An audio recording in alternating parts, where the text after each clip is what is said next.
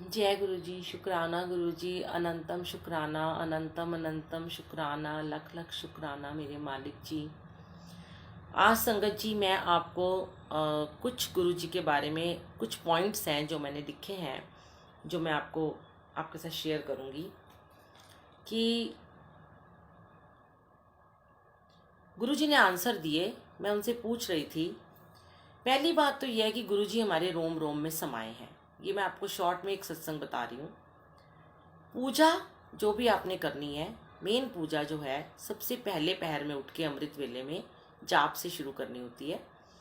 पहला प्रथम पहर जो होता है दिन का, उस समय हमें बहुत सारी पॉजिटिविटी लेनी होती है अपने गुरु जी से, अपने परमात्मा से। किसी भी भगवान को आप मानते हैं, उनका नाम लेकर, अपने इष्ट का नाम लेकर उनसे पॉजिटिविटी लें। तीसरा है कि आपको कोई भी वहम नहीं पालना। कोई कोई दिन नहीं है किसी लेडीज के, कोई ऐसे दिन हो जिसमें वो पूजा ना कर सकें, ऐसा कोई वहम गुरुजी ने नहीं बताया। कोई वहम ना पालें। हर दिन में आप पूजा कर सकते हैं, हर वक्त हर पल किसी भी समय आप पूजा कर सकते हैं, पाठ कर सकते हैं, सिमरन कर सकते हैं, सेवा कर सकते हैं, सत्संग कर सकते हैं। कोई मुहूर्त नहीं गुरुजी ने निकाला। कोई गुरुजी ने किसी पंडित से मुहूर्त निकालने को नहीं कहा। किस गुरुजी ने ये नहीं कहा किसी से जाके पूछो, तांत्रिक से पूछो, किसी मंत्र मारो। जो दिहाड़ा आपको गुरु जी के लिए सही लगे, पर नियम से एक बार सुबह ज़रूर अरदास करें। उठकर अपने गुरु जी के साथ बैठें, 5-10 मिनट, आधा घंटा, 1 घंटा, जो भी आपको अच्छा लगे। जितने गुरु जी ने आपके कर्म कटवाने ज़रूरी समझे उतनी देर आप बैठें। धीरे धीरे अपने कर्मों को कटवाने के लिए हमें अपने जाप को बढ़ाना चाहिए। अपने समय इस मंत्र जाप के समय को बढ़ाएंगे, उतनी शक्तियां हमारे अंदर विराजमान होती चली जाएंगी। और नेक्स्ट है कि जो मंदिर में आप जल प्रसाद रखते हैं, भोग प्रसाद रखते हैं, वो हमारे सुपर स्पेशलिस्ट जो डॉक्टर हैं गुरुजी, वो उसको अमृत कर देते हैं, मेडिसिन बना देते हैं। अब अगला पॉइंट है कि गद्दी लगाना ज़रूरी है या नहीं। गद्दी लगाना कोई ज़रूरी नहीं है। आपके घर में एक छोटा सा स्वरूप भी है, लौकिक स्वरूप भी है, अगर बड़ा स्वरूप नहीं है तो आप उसके आगे भी जल प्रसाद रख के उसको ब्लेस गुरुजी से करवा सकते हो। अब कई लोग कहते हैं लोटा लोटा लेके जाना। लोटा गुरुजी ने उस समय कहा था अपने टाइम में कि जो बहुत बीमार रहते थे, जिनकी आखिरी समय था, जिनको कैंसर था या बहुत ज़्यादा बीमारी थी, तो उनको गुरुजी लोटा ब्लेस करके देते थे। पर आज हर कोई लोटा ब्लेस करवाने की फिराक में लगा रहता है। आप देखें, मैं एक किसी के घर में गई थी, वहाँ पे लोटा रखा था उन्होंने तांबे का, मंदिर में। इतना अंदर जंग लगा हुआ था, उसका सारा कस जो था उस जल में था। अब उस पानी को पी के तो कोई बीमार ही होगा ना, चाहे वो कितना भी कहे गुरु जी के आगे रखा है। लोटे को नींबू से साफ करें अच्छी तरह, नमक नींबू से साफ करें अगर रखा है। रोज साफ करें, रोज उसमें जल ढक कर रखें। कई लोग नंगा जल रख देते हैं, ढकते ही नहीं है उसको। लेकिन आप ऐसे स्टील के गिलास में, जैसे मैंने रखा है, स्टील का गिलास लें, उसको रोज मांझ के ढक के रखें। वो भी आपको उतनी ही ब्लेसिंग देगा। कोई लोटा रखने की भी जरूरत नहीं है। अब है कि नेक्स्ट है कि गुरुजी हमारे फैमिली मेंबर हैं, उनको अपने फैमिली मेंबर की तरह रखें। उनको उनको वैसे ही बिहेव करें, उनको वैसे ही भोग लगाएं।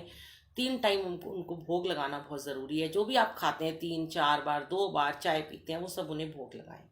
और हफ्ते में एक बारी, महीने में एक बार सामूहिक मंत्र जाप करें। सारे घर के लोग बैठ के एक साथ मंत्र जाप करें। उसका ऑरा बहुत अच्छा होता है, उस ऑरा से आपको बहुत सारी पॉजिटिविटी मिलती है। पर आप अपना जाप रोजाना सुबह जरूर करें, 1 घंटा 9 मिनट का। और गुरुजी के रूल फॉलो करें, डिसिप्लिन रखें। जब आप अपने गुरुजी के साथ बैठें तो डिसिप्लिन में रहें, चुप रहें, फ़ोन को बंद कर दें, फ़ोन का यूज़ ना करें, बातें ना करें। सर ढककर शब्द गुरबानी को सुने, सेवा करें, सत्संग करें। सेवा सबसे पहले अपने घर से शुरू करें, अपने बुजुर्गों की सेवा करें, अपने बच्चों की सेवा करें। उसके बाद अगर आप फ्री हैं तो आप बाहर जाके सेवा करें। किसी की देखा देखी, किसी की होड़ में सेवा मत करें। किसी की देखा देखी सत्संग ना करें। किसी की देखा देखी ये ना सोचे कि उसने इतने सुंदर चोला लगाया, उसने उसके घर में इतनी सारी गद्दी लगी है, उसकी तो मेरे को भी ऐसा करना है। जब आपके पास हो, जितना आपके पास हो, उतनी चादर में आप पैर फैलाएं। गुरु जी ने आपके भाव को ब्लेस करना है, ना कि आपकी चीज़ों को ब्लेस करना है। भोग लगाएं तो रेगुलर भोग लगाएं। ऐसा ना करें कि आज भोग लगा दिया तो शाम को भूल गए या कल भूल गए और गुरु जी को एम ही ना समझें। गुरु जी जैसे आपके घर के बड़े हैं, बुजुर्ग हैं, ऐसे ही हमारे गुरु जी हैं, हमारे परमात्मा हैं। हमें अगर भोग लगाने की प्रथा शुरू की है तो हमें रोज़ भोग लगाना है, वरना सिर्फ चाय प्रसाद का भोग लगाएं और जल प्रसाद रखें। अब कई लोग कहते हैं नहाना ज़रूरी है या नहीं है। देखिए, अगर आप नहा के बैठेंगे तो आप बहुत अपने आप को प्योर फील करेंगे, फ्रेश फील करेंगे। और नहीं नहा सकते तो गुरुजी ने कोई आपको ज़बरदस्ती नहीं कहा आप नहाओ। अगर आप बीमार हैं, आपके घुटनों में दर्द है, बुजुर्ग हैं, नहीं नहा सकते, कोई बात नहीं। लेकिन आप देखिए, हमारे घर अमृत वेला में बच्चे आते हैं छोटे छोटे, इतनी दूर दूर से आंटियाँ अंकल आते हैं, सब नहा के आते हैं। तो नहाने के बाद हमें एक बहुत फ्रेशनेस फील होती है संगत जी।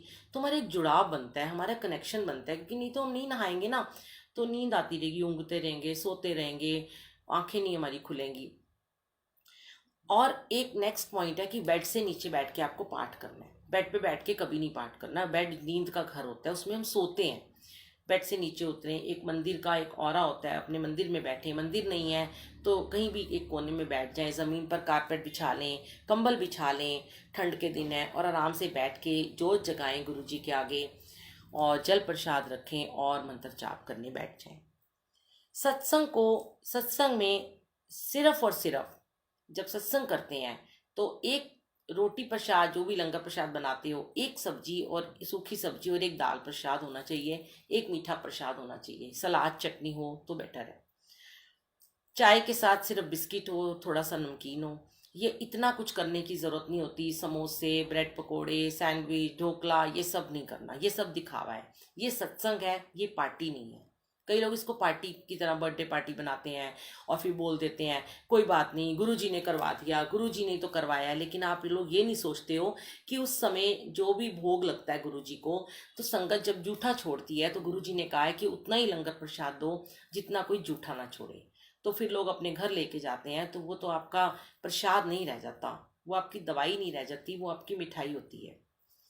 अब गुरुजी ने कहा कि सिर्फ गुरुजी की मानो, मांगो, उतना मांगो जितना आपको चाहिए, और गुरुजी को पता है आपको क्या देना है। उनसे मांगो मत, बस मांगना है तो ये कहो गुरुजी बस आपको पता है हमें क्या चाहिए, गुरुजी की बात को मानो, ठीक है। अब कई कई लोग हैं कि इस भ्रम में रहते हैं कि कोई पुरानी संगत बस हमें मिल जाए, पुरानी संगत से हमारा कनेक्शन हो जाए, पुरानी संगत का फ़ोन नंबर मिल जाए, पुरानी संगत को हम मिल जाएं तो हमें बहुत सारी ब्लेसिंग मिल जाएगी। कई बार पुरानी संगत जी भी इतने कई बुजुर्ग हो चुके हैं कि वो नहीं अपने फ़ोन पे बात नहीं करना चाहते हैं, उनके भी अपने काम हैं, वो भी कितने लोगों से बात करेंगे। तो लोग कई बार बोल देते हैं कि वो बड़े घमंडी हैं, वो हमसे बात नहीं करते हैं। ऐसा नहीं कभी सोचें आप, कोई नई पुरानी संगत नहीं है। आज आप भी अगर गुरुजी को मानते हो तो आप भी गुरुजी की संगत हो, सब गुरुजी की संगत है। और कभी भी सेवा के लिए, कोई आपको सेवा के लिए, आप किसी को बुलाओ, सत्संग करने के लिए बुलाओ, अपने घर में सत्संग अरेंज करने के लिए बुलाओ, चोला लगाते हैं कई लोग, रंगोली बनाते हैं, म्यूज़िक सिस्टम लेके आते हैं, तो आप उन्हें पैसे मत दो। पैसों से कभी सेवा नहीं होती। जो निष्काम सेवा करते हैं आप उनसे सेवा लें। आप कोई आपसे पैसे मांगता है 1100, 2100, 5100, आप उनको पैसे मत दें, आप सारी अपनी ब्लेसिंग्स उनको दे देते हैं। गुरुजी ने ऐसा कोई हुक्म नहीं दिया अपने समय से कि सत्संग करने चाहो तो तुम उनसे पैसे लो। गुरुजी तो ये भी कहते थे कि अपनी गाड़ी से जाओ, अगर तुम्हारे पास अपनी कन्वेंस दे सकते हो तो अपने पैसे से जाओ। हाँ, कई बार हम लोग भी जाते हैं, कोई दे सकता है, एक दो लोग दे सकते हैं, कुछ लोग नहीं दे पाते हैं मतलब कन्वेंस का खर्चा। तो जो संगत के घर में होता है तो वो कह देते हैं कि हम आपको गाड़ी भेज देते हैं, अगर दूर रहते हैं तो वो गाड़ी भेज देते हैं सामान के लिए, तो संगत सेवादार को ले जाते हैं, उतना तक तो चलता है। लेकिन अगर आप कहो कि नहीं आप उनसे कैश लो, हम इतने पैसे लेते हैं फिर हम सेवा में आएंगे, ये बहुत गलत बात है। ऐसा कभी नहीं करना, आपको निष्काम सेवादार से ही सेवा करानी है। वरना अगर आपको ऐसा कोई नहीं मिलता, आपको डेट नहीं मिलती या ऐसा कोई इंसान संगत नहीं मिल रही है, तो अपने घर में खुद सत्संग कर लें। कोई ज़रूरी नहीं है कि सेवादार को बुलाना, आप खुद भी सत्संग कर सकते हैं। और दूसरी बात यह है कि सत्संग को, जो सत्संग होता है उसे 2 घंटे का करना ज़रूरी है। अमृत वेला जो होता है वो हम सुबह 1.25 घंटे, 1 घंटे 9 मिनट का मंत्र जाप कर लेते हैं।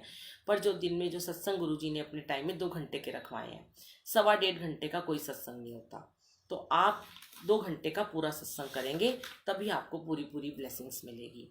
और जो सत्संग करने आते हैं, सेवादार आते हैं, उनके साथ उतना ही रिश्ता रखें कि वो आपके घर सेवा में आए हैं। सेवादारों का भी ये फर्ज बनता है, उतना ही रिश्ता रखें संगत के साथ, सेवा की और अपने घर वापस जाएं, ना कि उनके घरों में घुसें, ना कि उनके घरों की फैमिली मैटर्स को सॉल्व करने की कोशिश करें, ना उनके घर में अगर कोई प्रॉब्लम है भी तो उन्हें बार बार ना पूछें, उन्हें बताएं कि गुरुजी से अपना डायरेक्ट कनेक्शन बनाएं। बस इतना ही काफ़ी है। इतना आप मान लीजिए तो आपको गुरुजी की ब्लेसिंग अपार मिलनी शुरू हो जाएगी। जय गुरुजी, शुक्राना गुरुजी, अनंतम शुक्राना।